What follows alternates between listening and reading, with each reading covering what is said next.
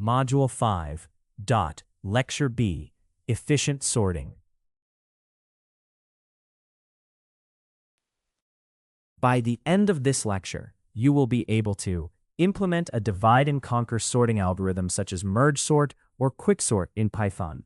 Compare the performance of O of n log n sorts to O of n squared sorts on large datasets, and describe key properties of Python's built-in sort, including stability and typical complexity. Merge sort essentials. Recursive problem splitting. Recursive problem splitting is a way to handle complex tasks by breaking them into smaller, manageable parts. In sorting, this means repeatedly dividing a large collection into smaller pieces until each piece is so small it is already sorted. A function then calls itself on these smaller slices of data, working step by step until all parts are trivially sorted. By focusing on these simpler subtasks, the overall sorting process becomes more organized and easier to manage. To understand recursion, focus on the base case and the recursive step. The base case is where the function stops, usually when the list has 0 or 1 element. The recursive step takes a larger list, splits it around the middle, and calls the same function on each half. These repeated splits form a tree of calls, with the original list at the top and smaller pieces below. Even though there may be many levels of calls for large inputs, each call works on a smaller, simpler part, which keeps the overall logic manageable. Recursive splitting is like breaking a big event into smaller areas such as logistics, speakers, and marketing, then dividing each of those into simple tasks one person can handle. In sorting, the same idea applies. A large list is repeatedly split into smaller and smaller parts until each part is easy to sort. Once these tiny pieces are sorted, they are combined back together. Because the splitting followed a clear structure, putting the pieces together produces a fully ordered list.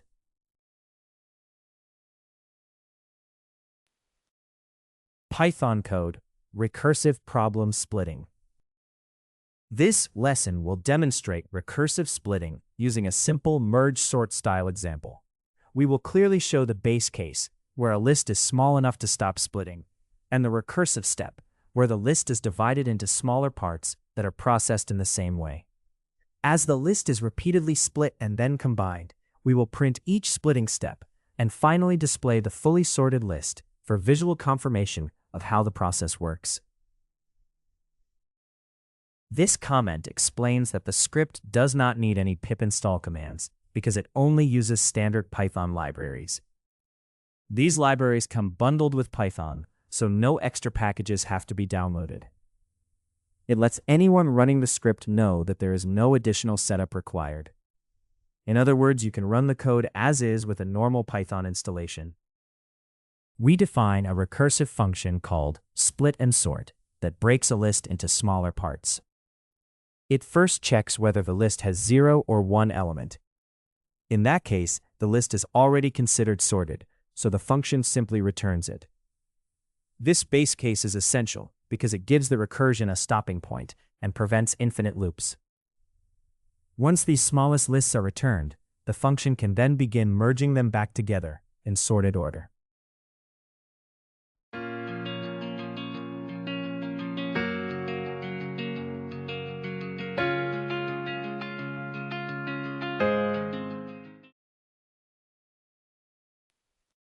To split a list into two halves, first find the middle index by dividing the list's length by 2. Use this index to create the left half from the start of the list up to but not including the middle position. Then create the right half from the middle index to the end of the list. This division produces two smaller lists that can be used for further recursive processing. We display the current step of splitting to show how the list is being divided during the recursive process. The function then recursively splits and sorts the left half of the list, breaking it down further until it reaches the base case. It does the same for the right half, ensuring both sides are processed in the same way. Once both halves are sorted, they can be merged back together to form a fully sorted list. To merge two sorted halves, we first create an empty list that will hold all elements in their final sorted order. We then set up two index pointers, one for each half. These pointers track our current position in each half as we compare elements. As we move through the halves, we use the pointers to decide which element to take next and place into the merged list. We repeatedly compare the current elements from the left and right halves while both still have unmerged items. At each step, we take the smaller element and append it to the merged list, then move forward in that half. If the elements are equal, we can take the one from the left half. By always choosing the smallest available element from the two halves, we gradually build a single sorted list. After merging as many elements as possible from both halves, the algorithm adds any remaining items from the left half to the merged list. This step makes sure that no leftover elements from the left side are missed. It then does the same for the right half, appending any remaining elements there as well. By including all remaining items from both halves, the merge for this level of recursion is completed, and the result is a fully combined sorted list. The function returns the merged list, which is now fully sorted for this step of the recursion. This return marks the end of the current recursive call. After returning, the algorithm backtracks to previous calls and continues merging other sorted parts. This process repeats until all parts have been merged and the entire list is completely sorted. We begin with a list of unsorted integers that represent document page counts measured in inches. This list serves as the input to a recursive function that will sort the numbers using the merge sort technique. By working with this concrete list, we can clearly illustrate how the algorithm repeatedly splits the data into smaller parts and then merges those parts back together in sorted order. We use a recursive sorting function that takes our list of numbers and manages the entire process. It repeatedly splits the list into smaller sublists, sorts each of those parts, and then merges them back together in order. When all recursive steps are finished, the final sorted list is stored in a variable that holds the complete result. After all the recursive splitting and merging steps of the sorting algorithm are finished, the code prints the final sorted list. This output serves as a clear confirmation that the entire sorting process has completed successfully. By viewing this final list, you can directly see the result produced by the recursive function in action.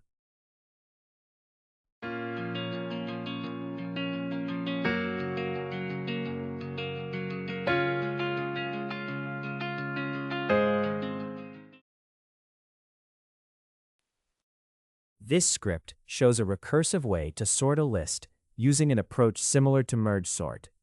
The list is repeatedly split into smaller halves until each sublist has one or no elements, which are already sorted. At each recursive step, the script prints how the list is divided. Then it merges the small sorted sublists back together, comparing their elements to build a correctly ordered list.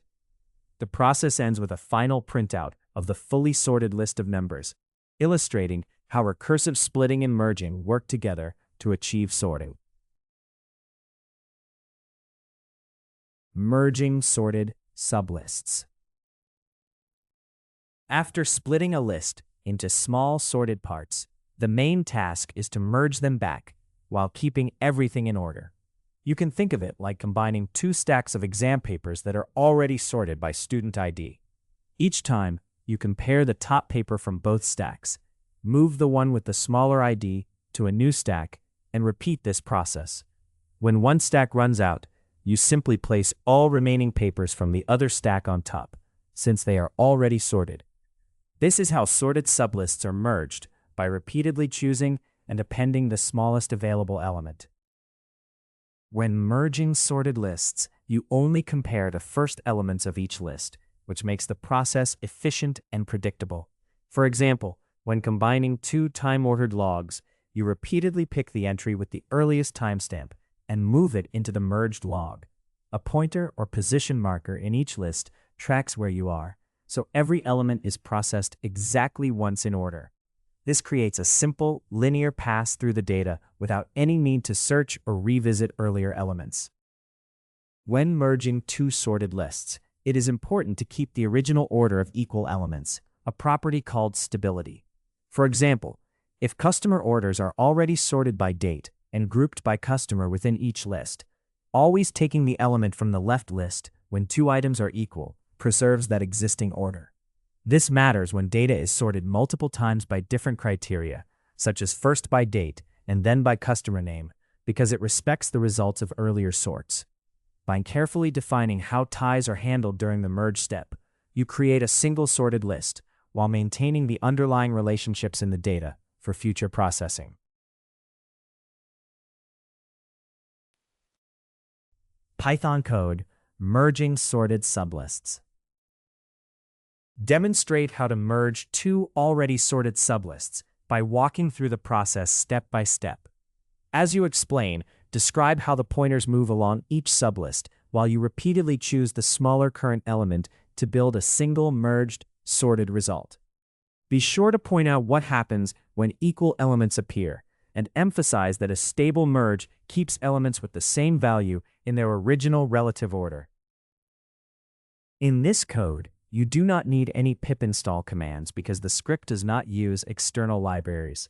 It is simply a basic Python function that merges two sorted lists. Since it relies only on built-in language features, no additional packages or imports are required.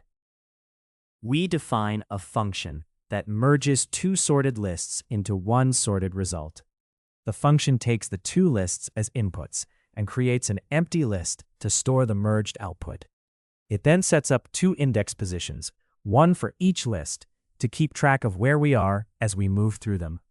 Using these indices, the function can compare elements from both lists in order and efficiently build the final merged list.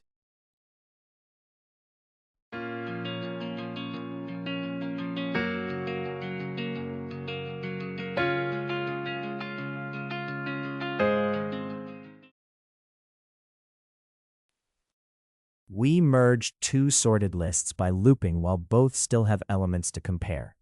At each step, we look at the current element from each list and compare them. If the element from the left list is less than or equal to the one from the right, we add the left element to the merged list and move its index forward. Otherwise, we add the right element and move the right index. Repeating this always adds the smallest available element next, so the merged list stays sorted. After merging as many elements as possible from both lists, we handle any remaining items in the left list. We loop while there are still elements left, and for each one, we add it to the merged result. Each time we add an element, we move the left index forward to the next position. This process continues until all elements from the left list have been included, ensuring the final merged list remains in sorted order.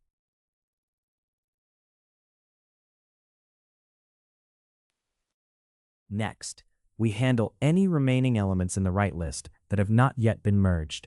We use a loop that runs while there are still items left in the right list. During each pass through the loop, we take the current element from the right list, append it to the merged result, and then move the pointer in the right list forward. This process continues until all elements from the right list have been added, ensuring the final merged list includes everything in the correct sorted order. The function finishes by returning a single merged list that contains all elements from both input lists in sorted order. This merged list is the final result of the merge operation. By returning it, the function makes the combined, sorted data available for whatever the caller needs to do next, such as further processing or displaying the output. We begin with two sorted lists of numbers to demonstrate how a merge operation works. The left list contains 1, 3, 3, and 7, and the right list contains 2, 3, 5, and 8. The repeated values in the left list help show that the merge process is stable, meaning it keeps equal elements in the same relative order they had in their original lists. Using these two lists, we can see how the merging function combines them into one sorted list while preserving that order for identical values. A merge function takes two sorted lists, one on the left and one on the right, and combines them into a single list while keeping everything in order. It compares and processes the elements from both lists so that the final result is still sorted. This merged result is then stored in a variable that holds all the elements from the original lists in one sorted sequence.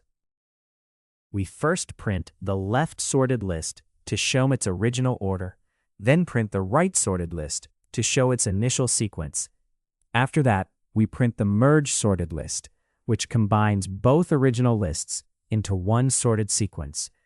Seeing all three outputs together helps us understand how the merge process takes elements from each list and preserves their sorted order in the final result.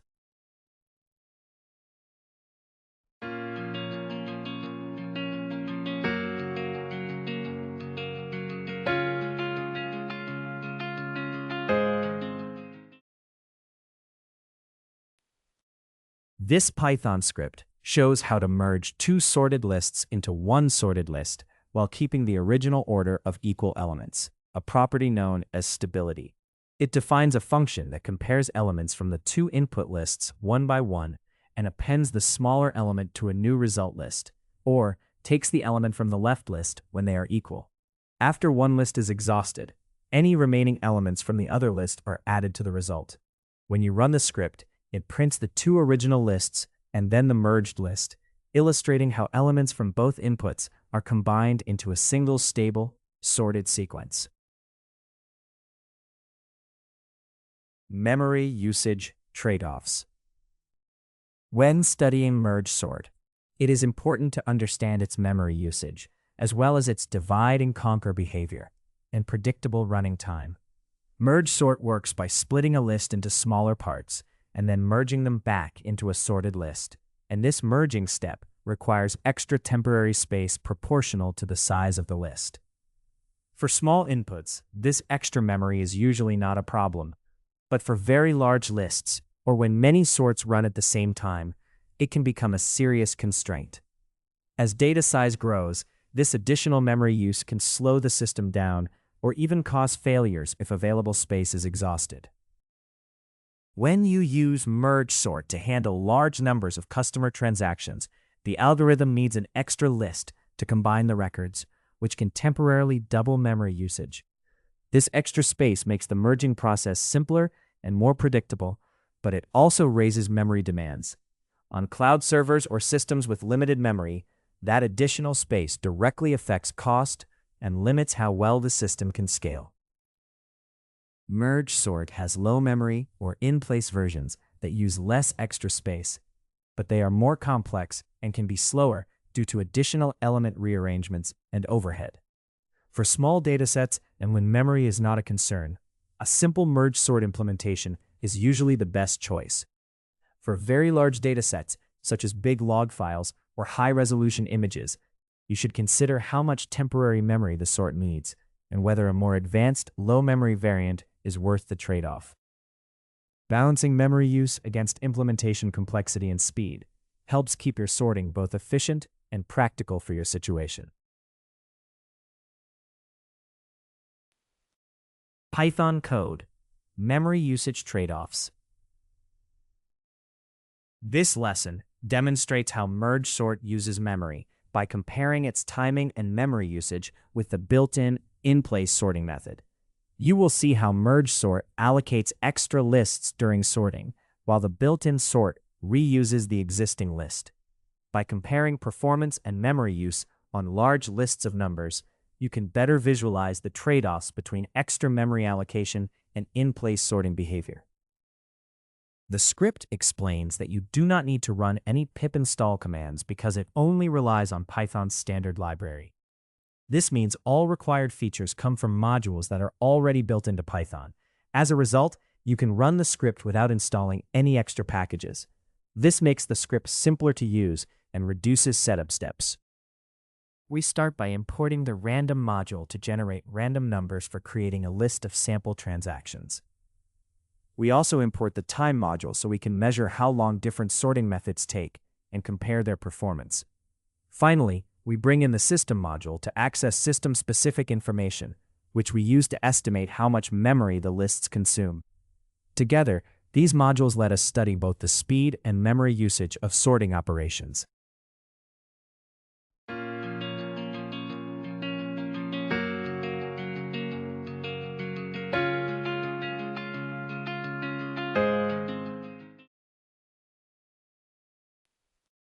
The merge function combines two sorted lists into one sorted list. It keeps track of positions in each list with two indices and repeatedly compares the current elements.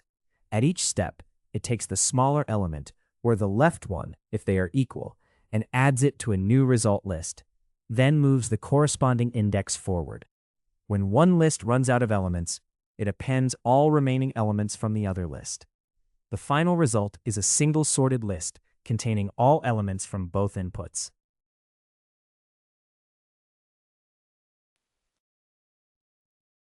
This function implements merge sort on a list. If the list has one or no elements, it is already sorted and is returned as is.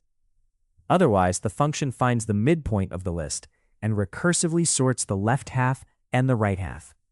It then uses a separate merge function to combine these two sorted halves into a single sorted list, which it returns as the final result. This function estimates how much memory a list uses by combining the size of the list itself with the size of its items. It first asks the system for the base memory size of the list structure. Then it approximates the memory used by the elements by multiplying how many items are in the list by the size of a single integer. Finally, it adds these two values to get the total estimated memory usage. This is useful for understanding the memory cost of lists, especially when working with large datasets.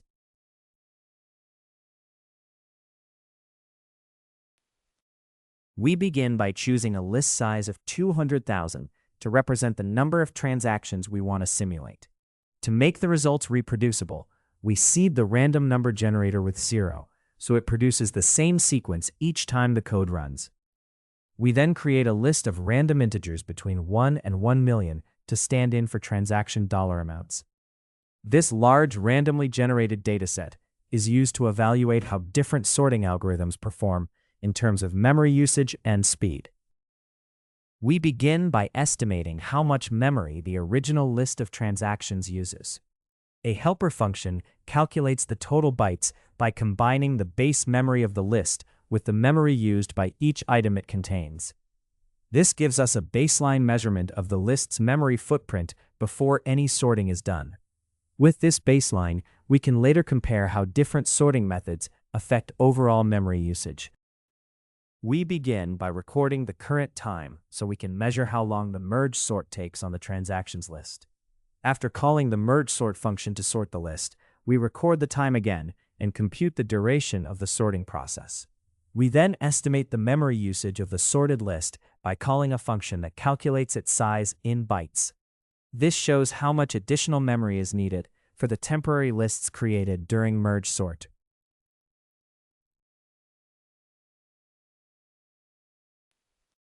To measure how long the built-in sort takes, we first copy the original list of transactions, so the original data is not changed. We then record the current time as the start of the operation and run the built-in sort, which rearranges the elements directly in the existing list.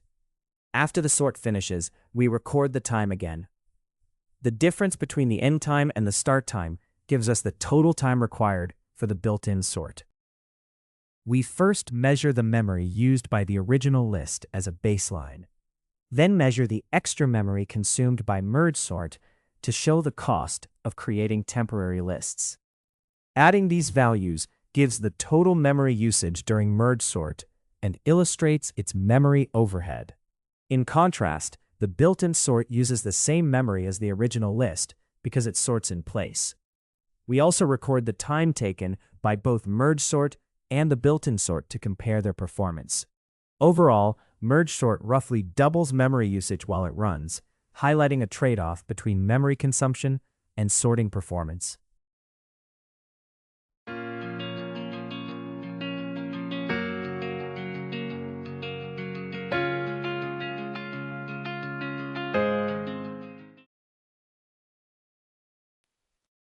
This script compares the memory use and speed of a custom merge sort with Python's built-in sorting method. It creates a large list of random numbers, measures how much memory the list uses, then runs merge sort, which temporarily creates extra lists and roughly doubles memory usage during sorting. It records how long this operation takes, then sorts the same data using the built-in method, which works in place without allocating much additional memory, and measures that time as well. The results show that merge sort consumes significantly more memory because of its temporary lists, while the built-in sort is more memory efficient, and the script prints both memory and timing results to highlight this trade-off. Quicksort Performance Essentials. Pivot Partition Mechanics. Quicksort is especially efficient for large datasets because of its pivot partition step.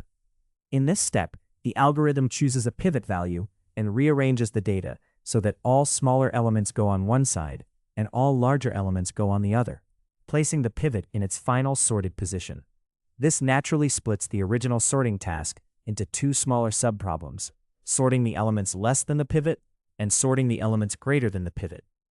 By repeatedly applying this process, Quicksort handles even very large collections in manageable chunks and avoids the heavy cost of comparing every element with every other element, as slower quadratic time methods do.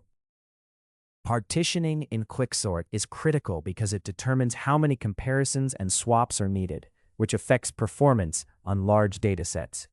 The algorithm scans the array once, compares each element to a pivot, and groups elements as less than or greater than the pivot, which takes time proportional to the number of elements.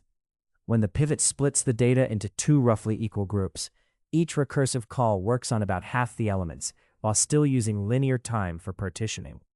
This balanced pattern leads to overall running time that grows on the order of n log n, since each level does linear work and the number of levels increases slowly with the size of the data. Quicksort's performance depends on how well the pivot splits the data. When the pivot produces balanced partitions, the algorithm quickly focuses on smaller and smaller segments, which makes it much faster than quadratic algorithms like insertion sort. Quadratic methods repeatedly process large portions of the data, so their work grows very quickly as the dataset gets bigger. This is why Quicksort scales efficiently on large datasets, while quadratic algorithms become impractical. Python code pivot partition mechanics. Quicksort works by choosing a pivot and then partitioning the array so that all elements less than the pivot move to its left, and all greater elements move to its right. During this partition step, you can imagine each element being scanned once and shifted either left or right relative to the pivot's final position. This single linear scan is the core cost of partitioning and is repeated at each level of recursion. Understanding how this one-pass rearrangement operates helps explain Quicksort's overall performance behavior. This script does not require any pip install commands because it uses only Python's built-in standard library. By avoiding external libraries, it stays easy to run and more compatible across different systems. This design reduces setup time and prevents dependency problems that can occur when extra packages are needed.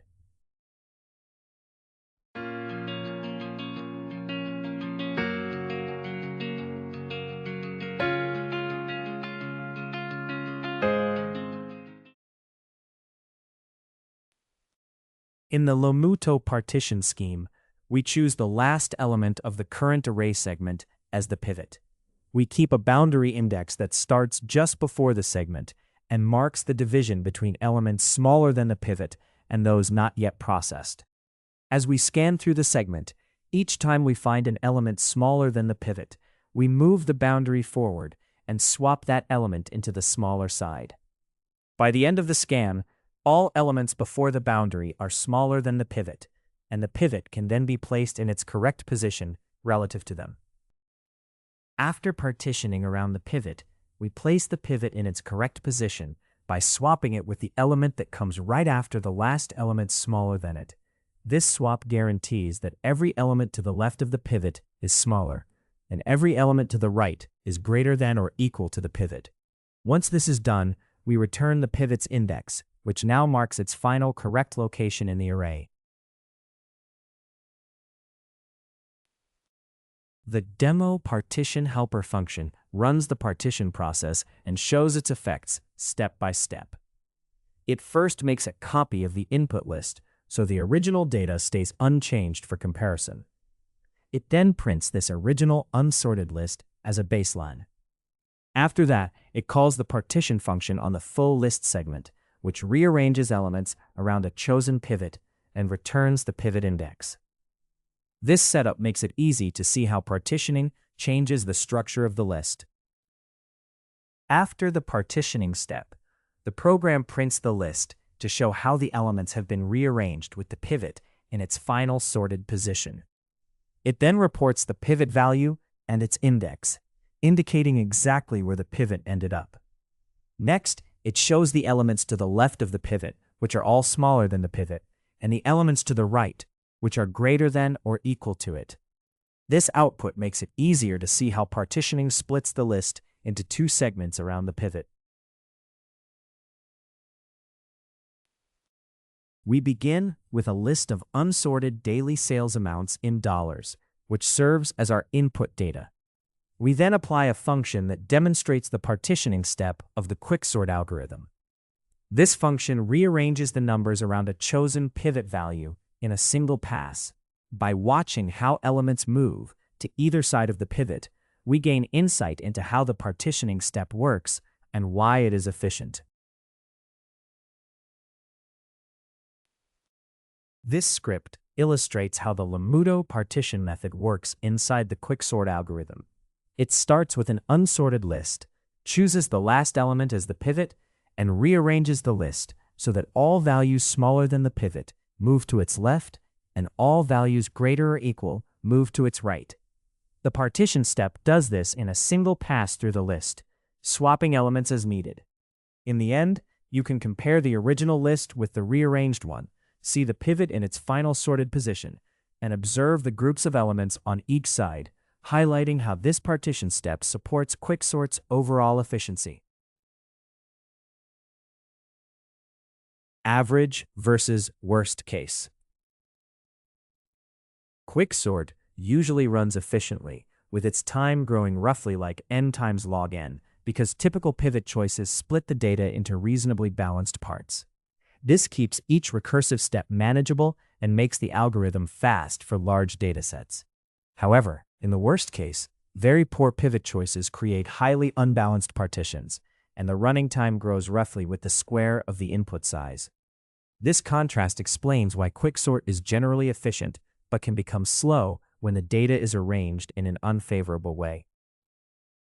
When sorting transaction records with quicksort, performance is usually very good because random data tends to be split into fairly even groups at each step, so the work grows on the order of n times log n.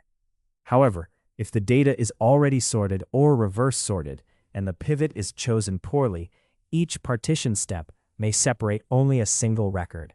This creates a long chain of unnecessary operations instead of repeatedly halving the problem size. As a result, the number of comparisons can grow dramatically, and the sorting time can become unacceptable for large datasets. When using quicksort in real applications, you need to think about both its average and worst-case performance. It usually works very well on mixed-order data and scales better than simpler sorting methods as the dataset grows. However, with adversarial or highly structured input, its worst-case behavior can cause serious slowdowns. To reduce this risk, modern implementations often use randomized pivot selection or combine quicksort with other techniques to keep performance stable.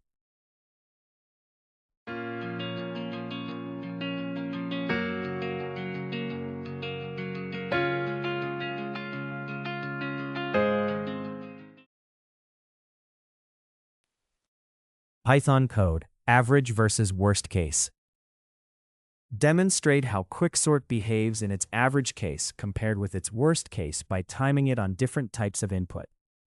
Run simple timing measurements on randomly ordered data and on already sorted data to highlight the contrast.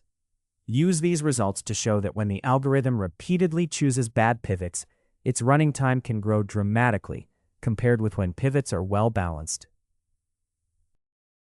The script explains that you do not need to run any pip install commands because it only relies on Python's standard libraries. All the required features are already included with Python, so no extra packages are necessary. This means you can run the script right away without additional setup. As a result, it is easier to use and more likely to work consistently across different systems. We begin by importing a timing tool so we can measure how long our code takes to run, which is essential for comparing sorting performance. We also import a random number generator to create datasets that mimic typical mixed transaction orders. With these tools in place, we can fairly compare how quicksort behaves in average cases versus its worst-case scenarios. This version of quicksort uses the first element of the list as the pivot. If the list has 0 or 1 element, it is already sorted and is returned immediately. Otherwise, the first element is chosen as the pivot, and the remaining elements are split into two new lists, one with values less than or equal to the pivot, and one with values greater than the pivot. The function then recursively sorts these two parts and joins the sorted left part, the pivot, and the sorted right part to produce the fully sorted list. We use a helper function to measure how long quicksort takes to sort a list. It first records a precise start time using a performance counter, then runs the quicksort function on the input. After the sort finishes, it records the end time and subtracts the start from the end to get the elapsed time. The function then prints a message with a label and the elapsed time in seconds, formatted to 6 decimal places, so we can evaluate the sorting performance. We set a variable called sizeRecords to 2000 to represent the number of customer records in our simulated dataset. This fixed size lets us generate lists of data that resemble real transaction records. By doing this, we can test how our sorting algorithm performs under conditions that are similar to real-world use. We create a list called random data to simulate a typical mixed transaction order. This list is built with a list comprehension that runs once for each record. For every position, we use the random module to generate an integer between 0 and the total number of records. As a result, the list contains a variety of numbers that mimic a random sequence of transactions. We generate a list of numbers using a range function that goes from 0 up to, but not including, the total number of records, so the list is already in ascending order.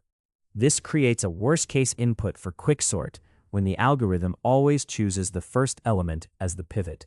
In this situation, quicksort performs very poorly because the data is already sorted.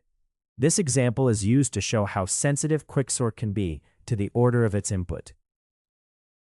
To evaluate quicksort, we time how long it takes to sort a list of random data, which represents its average case performance. A timing function is called with this random list and a descriptive label. It records the current time, runs the quicksort algorithm on the data, then records the time again. The difference between the start and end times gives the elapsed sorting time, which is printed with the label. This process shows how quicksort behaves on typical unsorted input. We time the quicksort algorithm using a list that is already sorted to approximate its worst-case behavior, where the pivot choice leads to very inefficient partitioning. A timing function is called with this sorted list and a descriptive label. It records the time just before and just after running quicksort, then reports how long the sort took, along with the label. This experiment highlights how much slower quicksort can be in the worst case compared to its typical average performance. The final output of the code gives a short conclusion about quicksort's performance. It emphasizes that the worst-case running time is much slower than the average case running time. This message summarizes the timing results computed earlier and highlights the key takeaway about how quicksort behaves in different scenarios.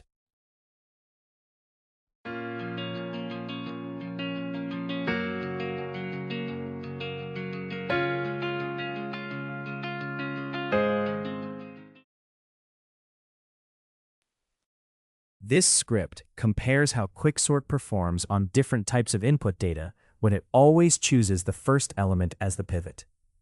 It times how long it takes to sort a list of random values, which represents an average case, and a list that is already sorted, which is a worst case for this pivot choice. The random list is sorted relatively quickly, showing typical quicksort behavior. In contrast, the already sorted list takes much longer to process. This demonstrates that poor pivot selection can severely degrade quicksort's efficiency, and that worst-case time can be much slower than the average case. Randomized pivot strategy. Randomizing the pivot in quicksort helps the algorithm avoid bad partition choices that can hurt performance. If you always pick a simple pivot, such as the first or last element, certain input orders can produce very unbalanced partitions. These unbalanced splits lead to many extra comparisons and swaps. By choosing the pivot at random from the current subarray, you greatly reduce the chance of these worst cases and help quicksort scale efficiently on large datasets. Randomly choosing the pivot in quicksort helps keep the partitions reasonably balanced, so the algorithm behaves like an efficient divide-and-conquer method. This randomness reduces the chance of repeatedly creating very unbalanced splits and, over many recursive calls, keeps the overall work manageable. As a result, for large datasets, the sorting time grows in a predictable way and remains competitive with other efficient sorting algorithms, instead of degrading toward much slower quadratic behavior. This makes randomized quicksort especially useful when sorting millions of records, where stable performance is critical. Randomly choosing the pivot in quicksort is important when you cannot predict the structure of your input data, which is common in real systems. Real-world inputs, such as those influenced by user behavior, can accidentally be ordered in ways that make basic quicksort perform very poorly. Randomizing the pivot breaks this harmful alignment, so even though theoretical worst case is still quadratic time, it happens very rarely. As a result, randomized quicksort usually behaves like a fast, efficient sorter on large inputs, and is widely used in performance-critical software such as database engines and analytics tools.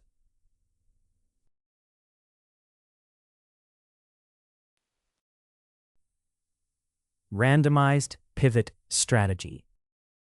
We will explore how quicksort behaves on difficult, already ordered input arrays, focusing on the difference between using a fixed pivot and a randomized pivot. By comparing their performance, we can see that fixed pivot quicksort is more vulnerable to bad partition patterns that lead to poor running time. In contrast, randomized pivot quicksort uses randomness to choose pivots in a way that greatly reduces the chance of consistently hitting these worst-case partitions. This shows how adding randomness can protect quicksort from problematic input orders in practice. The commented line is a reminder about installing the NumPy, Matplotlib, and Seaborn libraries with pip. It explains that you do not need to do this in Google Colab because these libraries are usually already installed there. Instead, it is mainly for users running the code on their own computers, so they have the tools needed for numerical work and data visualization. Even though these libraries are not directly used in the small code example shown, they may be required in the larger script.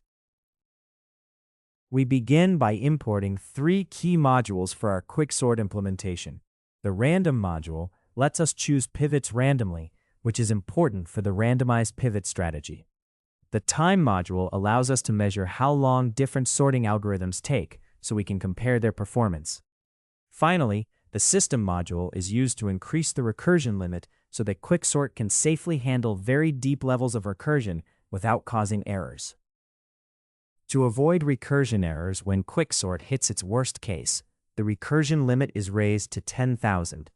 This change allows the program to handle much deeper chains of recursive calls without crashing. It is especially important when when sorting very large datasets where the default recursion limit may not be high enough.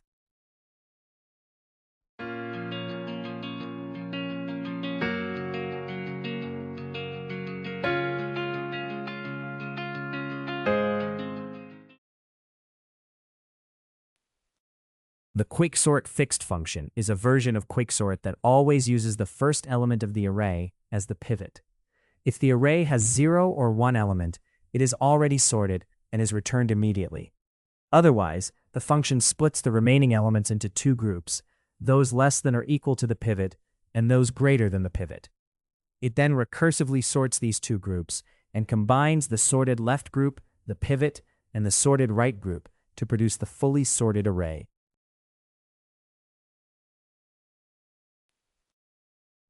In this version of quicksort, we use a randomized pivot to make the algorithm more robust. If the array has 0 or 1 element, it is already sorted and returned immediately. Otherwise, we pick a random position as the pivot and conceptually remove that element from the array. We then split the remaining elements into a left part with values less than or equal to the pivot, and a right part with values greater than the pivot.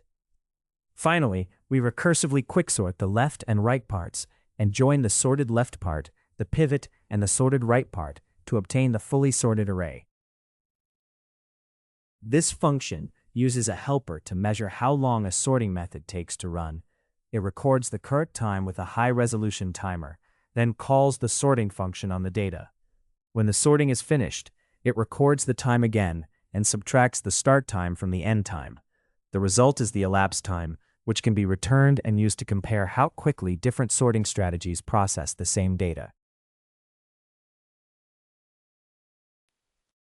We create a list of 6,000 elements that is already sorted because this situation is known to hurt the performance of quicksort when it uses a fixed pivot choice. The list is generated as a simple sequence of numbers starting at 0 and increasing by 1 up to the chosen size. This sorted list then serves as a test case to see how poorly the fixed pivot quicksort performs under these unfavorable conditions. We measure how long the fixed pivot quicksort takes to sort a list that is already in order by using a timing function. This timing function records the start time, runs the fixed pivot quicksort on the sorted list, then records the end time. It finds the total sorting time by subtracting the start time from the end time. This tells us how the fixed pivot strategy performs on a worst-case input, where the data is already sorted. We measure how long a randomized quicksort takes to run on an already sorted list by using a timing function. This timing function notes the start time, runs the randomized quicksort on the sorted data, then notes the end time. The difference between the end and start times gives the duration of the sort, which we store as the measured time. This helps us evaluate how effective the randomized pivot strategy is for handling sorted input. We begin by noting that the sorted list has 6,000 elements, using a playful miles comparison just to give a sense of scale. We then report the time taken by the fixed pivot quicksort, rounded to 4 decimal places, to show how long it needs to sort this list. Next, we report the similarly rounded time for the randomized pivot quicksort, so we can compare their performance. We conclude by emphasizing that the randomized pivot strategy usually avoids worst-case partition behavior, which gives it an advantage over the fixed pivot approach.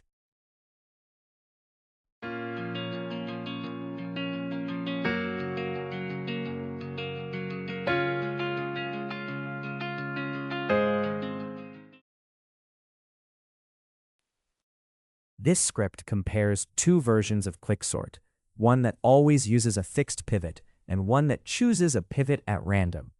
It tests them on a large, already sorted list, which is a difficult case for the fixed pivot approach.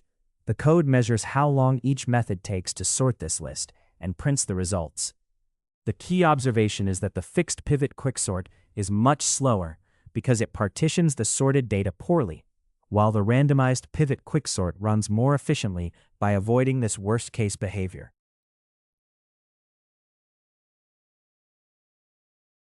Python TimSort Essentials. Adaptive runs in TimSort. TimSort is the sorting method used in Python that is designed to work especially well on data that is already partly ordered, such as log files or grouped records.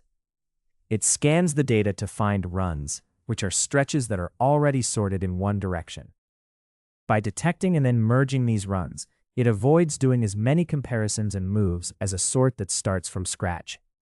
This adaptive behavior makes timsort efficient for many real-world datasets that are not completely random. Timsort begins by scanning the data to find natural runs, checking whether elements are increasing or decreasing. Any decreasing runs are reversed, so that all runs become ascending, which makes merging easier. The algorithm also extends runs that are too short, because merging many tiny runs would be inefficient. This process produces a stack of sorted runs and lets timsort adapt to the existing order in the data. As a result, if the list is already sorted or contains long, nearly sorted blocks, timsort can finish quickly by mostly just merging these runs. Timsort's adaptive run strategy greatly improves performance on everyday data. When you sort a list that is already mostly ordered, such as when you append a few new records or lightly shuffle a ranking, timsort detects long sorted runs and only fixes the small out-of-order parts. This allows Python sort to run close to linear time on nearly sorted data, even though its worst-case time is still proportional to n times log n. As a result, it stays efficient both when data is almost sorted and when it is more disordered.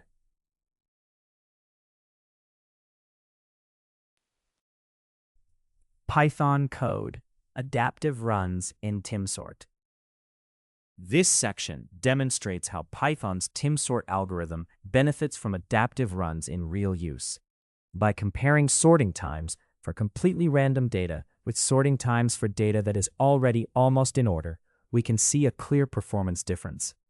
The key result is that nearly sorted data can be processed much faster than random data, because timsort is designed to detect and exploit these existing ordered runs.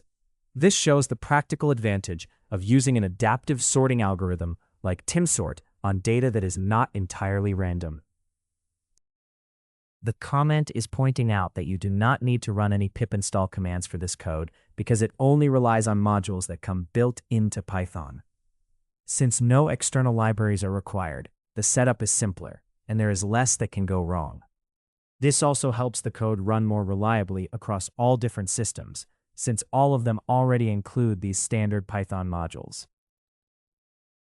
We start by importing the random module so we can generate random numbers and create lists of random data to test our sorting algorithm. We also import the time module, which lets us measure how long different operations take. Together, these tools allow us to run sorting experiments and compare how quickly the algorithm performs on various types of data.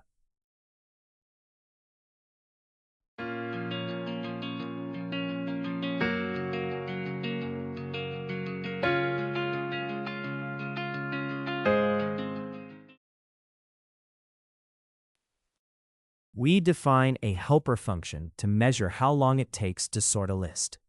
It accepts the list to be sorted and a label that identifies the result.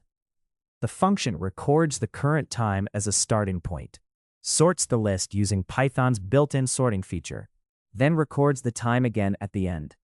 It computes the elapsed time by subtracting the start time from the end time and prints the label with this duration in seconds, formatted to 6 decimal places. Finally, it returns the sorted list so it can be used later in the program. We begin by generating a large list of random integers using Python's random number tools.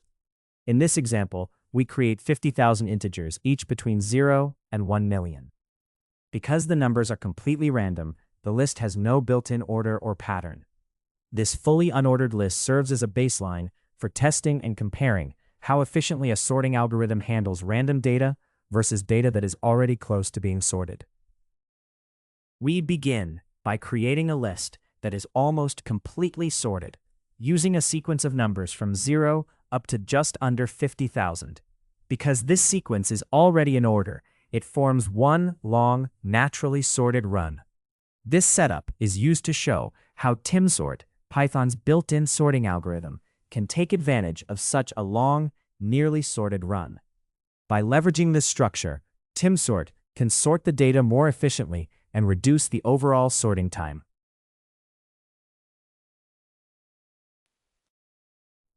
To introduce a small amount of disorder into a mostly sorted list, we focus only on its last 5,000 elements. We isolate this tail section and apply a random shuffle to rearrange the elements within it. This creates a short, randomly ordered segment while leaving the rest of the list in its original, largely sorted state. We then place the shuffled tail back at the end of the list, preserving an overall mostly sorted structure, with just a small randomized portion at the end. To evaluate timsort, we first measure how long it takes to sort a completely random list. A helper function records the time just before and just after using Python's built-in sorting routine, then computes the difference to find the elapsed time. This elapsed time is printed along with a label indicating that it corresponds to sorting random data. By doing this, we get a baseline for how timsort performs when there is no inherent order in the input. We are measuring how long it takes to sort a list that is already mostly in order and contains one long adaptive run. To do this, we call a helper function that times the sorting process. We give it the mostly sorted list and a descriptive label for this particular test. The helper then sorts the list, records the time, and prints the result so we can compare this timing with other sorting scenarios. The code prints a short summary that compares how fast a completely random list and a mostly sorted list are sorted. It shows that the mostly sorted list, which has a long adaptive run, is often processed much more quickly. This behavior highlights how efficient timsort is when working with data that is already close to sorted.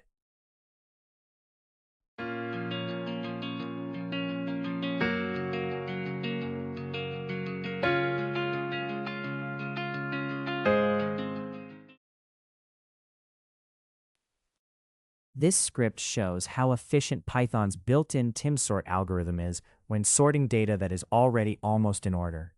It compares the time needed to sort a completely random list with the time needed to sort a list that is mostly sorted except for a small shuffled part. The mostly sorted list is processed much faster. This happens because timsort is adaptive and can take advantage of existing order, called runs, to reduce the work it has to do. The results demonstrate that timsort is especially effective for data that is partially sorted in advance. Stability and key functions. Python uses a stable sorting method, which means that when two items are equal according to the sort criteria, their original order is preserved. This is important, for example, when sorting employees by department, while keeping their original hire date order within each department. Because of this stability, you can sort data in multiple steps, refining the order without undoing earlier sorts. This behavior is especially useful in data analysis and user interfaces, where consistent and predictable sorting results are essential. In Python, sorting stability works together with the key function to control how items are compared while preserving their original order when keys are equal.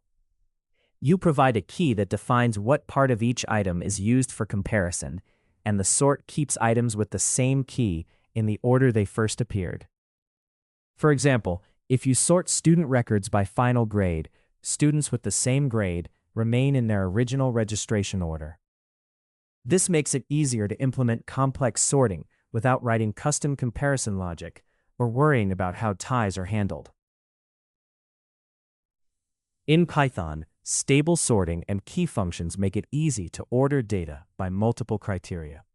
You can sort by lower priority attributes first and higher priority ones later, and stability ensures that the final result respects all levels of sorting.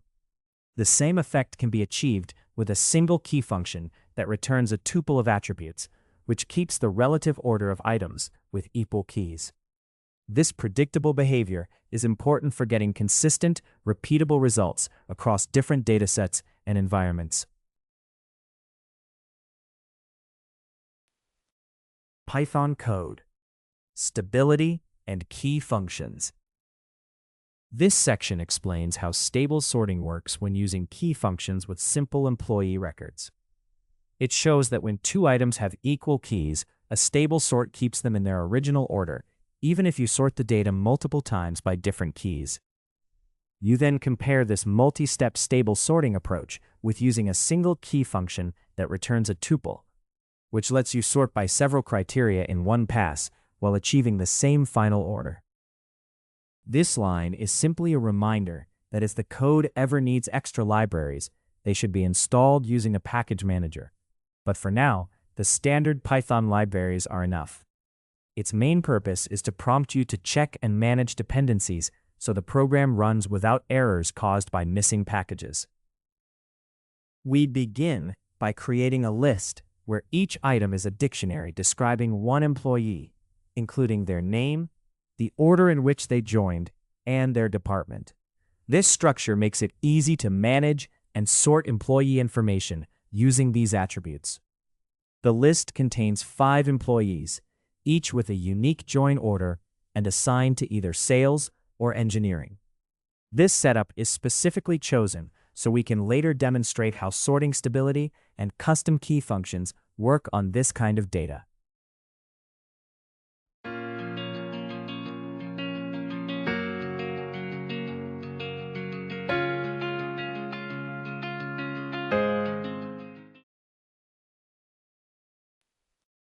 We begin by printing a label that says Original Employees to indicate the output that follows. Next, we loop through the list of employees, and for each one, we display their join order, department, and name. This gives a clear snapshot of how the employees are initially arranged by when they joined and which department they belong to before any sorting is done. We sort the list of employees by their department using a sorting function that looks at each employee's department field. This function uses a key that extracts the department from each employee record. The sort is stable, meaning that if 2 employees are in the same department, their original order, such as the order in which they joined, is preserved. This stability is important when we need to keep the joining sequence within each department while still grouping employees by department. We display a message explaining that employees are sorted by department while keeping their original joining order within each department, which shows that the sort is stable. Then we go through the sorted list and for each employee print the department, the order in which they joined, and their name. The result makes it clear that even after sorting by department, employees who joined earlier in the same department still appear first, preserving the original sequence. We now take the list of employees that was already sorted by department and sort it again, this time by their join time. By using a key function that focuses on the join field, we reorder employees based on when they started. Because the sorting method is stable, it keeps the original department grouping while applying this new order. This means employees who joined at the same time within a department keep their relative positions, clearly showing how stable sorting supports multiple sorting criteria.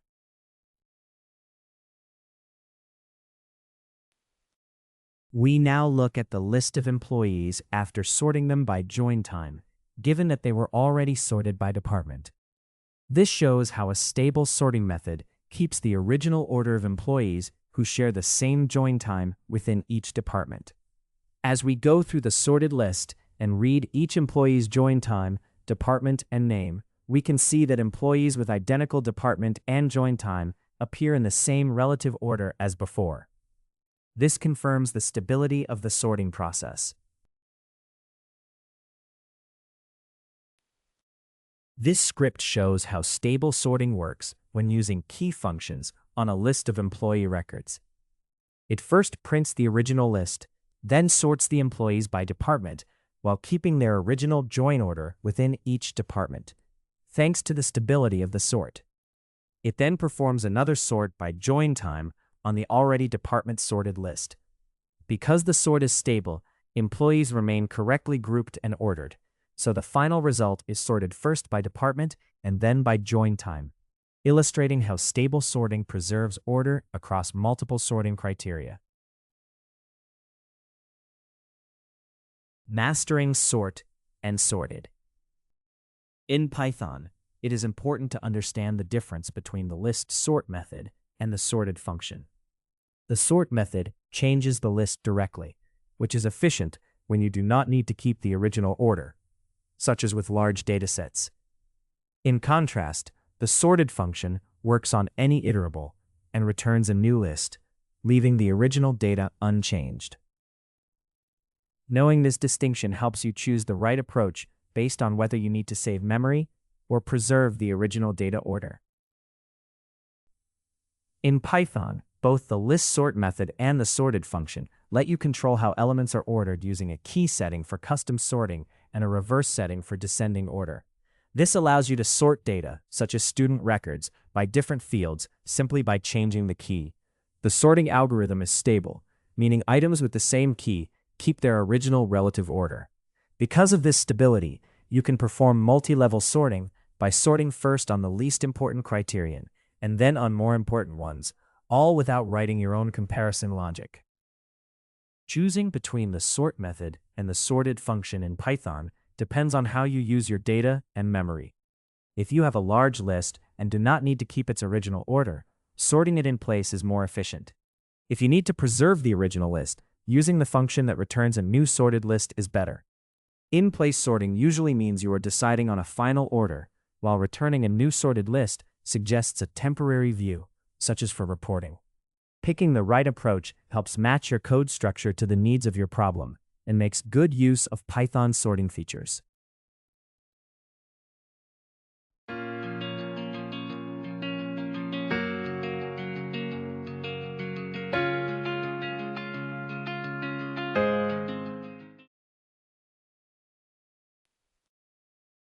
Python code, mastering sort and sorted. Explain the difference between using the list sort method and the separate sorted function by showing that sort changes the original list in place, while sorted creates and returns a new sorted list. Emphasize how this affects whether the original data is preserved or modified. Also, highlight that both approaches are stable, meaning they keep the relative order of elements that compare as equal, and demonstrate this with multi-level sorting that uses key functions to control how items are ordered. This line explains that we do not need to run any pip install commands because the code uses only Python's built-in features.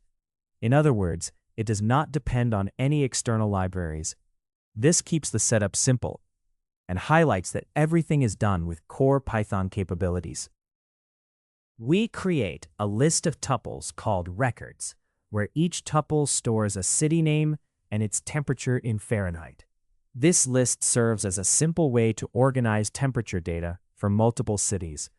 Because each entry pairs a city with its temperature, we can later sort the list based on either the city names or the temperature values. This structure makes it easy to demonstrate different sorting techniques using the same data. We begin by showing the original list of city temperature records to establish a clear starting point before any sorting is done. Seeing the data in its initial order helps you understand how it is arranged at first. This reference makes it easier to notice and interpret the changes after different sorting functions are applied.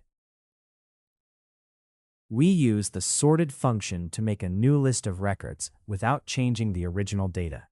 To control how the records are ordered, we provide a small lambda function that picks out the second value in each tuple, which in this case is the temperature. This causes the records to be sorted by temperature while the original list stays intact. This method is helpful when you need a sorted view of the data, but also want to preserve the unsorted version for other uses.